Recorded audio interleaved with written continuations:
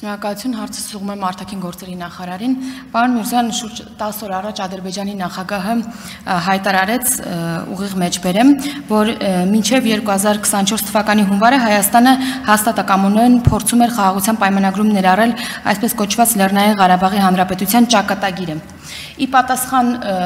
մեր զանգվածային լրատվության միջոցներից մեկի հարցին, դուք անդրադարձաք այս հարցին, որի բովանդակությունը իհարկե աղավաղվեց ու արդյունքում ձեզ մեղադրեցին հարցը օրակարգից հանելուն, խնդիրը Լեռնային Ղարաբաղի վրա բարթելու մեջ։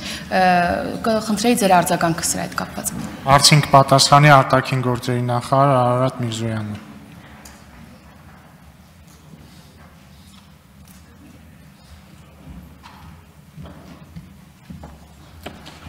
Արև ձեզ, շնորհակալ եմ հարցի համար։ Իսկապես սա այն ամենավառ օրինակներից է, ինչպես կարող է խոսքը կամ փաստը աղավաղվել եւ, չգիտեմ, տրամագծորեն հակառակ լույսի ներքո ներկայացնել։ Ի պատասխան զանգվածային լրատվության միջոցի, եթե չեմ սխալվում, ազատության հարցումներ, մեզ արտաքին գործերի նախարարությանը հարցրել որքանով է այդ Իլհամ Ալիևի ասածը ճիշտ, մենք ասել ենք, որ իսկապես մենք զբաղվել ենք, ինչպես եւ քանիցս հայտարարել ենք հրապարակավ այդ շրջանում, որ մենք փորձում ենք հասցեագրել մեր Հայաստան-Ադրբեջան բանակցությունների շրջանակում, հասցեագրել Լեռնային Ղարաբաղի հայության իրավունքների եւ անվտանգության հարցերը, այդ թվում եւ ուղիղ խոսակցության նրանց միջև խոսակցության, միջազգային երաշխիքների, միջազգային մեխանիզմների ստեղծման ճանապարհով, այդ թվում եւ ջանքեր գործադրեցին, չգիտեմ, ասենք Սոֆիայում հանդիպման կազմակերպման ուղղությամբ մենք վստահ ենք, որ այդ մեխանիզմի ստեղծման պարագայում, այդ երկխոսության հաստատման պարագայում հնարավոր է լինել, որ որոշակի հարցեր լուծել։ Սա է ըստեյության եղել մեր պատասխանը եւ փաստը, որ բռնի տեղահանությունից հետո եւ հատկապես եւ նաեւ իրենց ինքնալուծարման վերաբերյալ այդ հանրահայտ փաստաթղթից հրճակումից հետո դա այդ օրակարգը այլևս չի կարող շարունակվել, այն պարզ պատճառով, որ այդտեղ մարդ չի ապրում, հայություն չկա, որ իրավունքների մասին խոսենք։ Սա է եղել արտաքին գործերի նախարարության արձագանքը եւ զարմանալիորեն ստացվեց ինչ, իրենց հատուկ, իրենց տիրապետության տակ եղած աֆիլացված մեդիա ռեսուրսների միջոցով սկսեցին ասել, որ մենք ենք հանել հարցը օրակարգից։ Ես կրկնում եմ, այս կառավարությունը վարչապետ Փաշինյանի գլխավորությամբ արել է ամեն ինչ, որպեսզի այդ մարդկանց իրավունքների եւ անվտանգության հարցը որևէ կերպ հասցեագրվի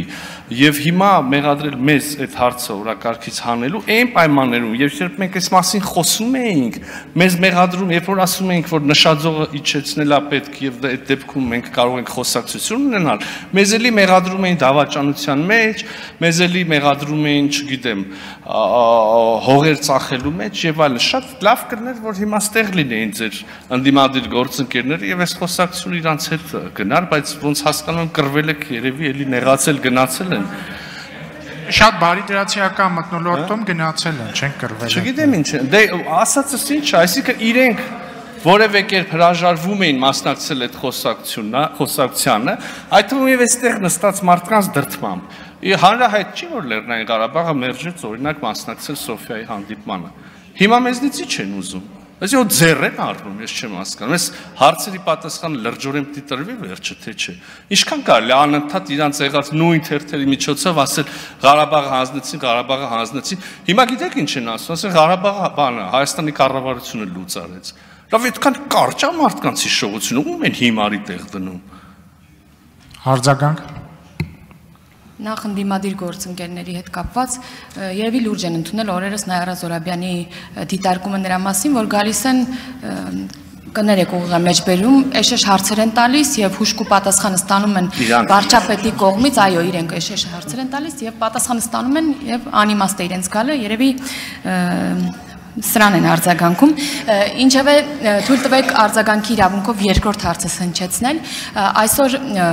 Ադրբեջանի եւ Վրաստանի նախագահների համատեղ մամուլի ասուլիսի ժամանակ Ադրբեջանի նախագահը հայտարարեց, որ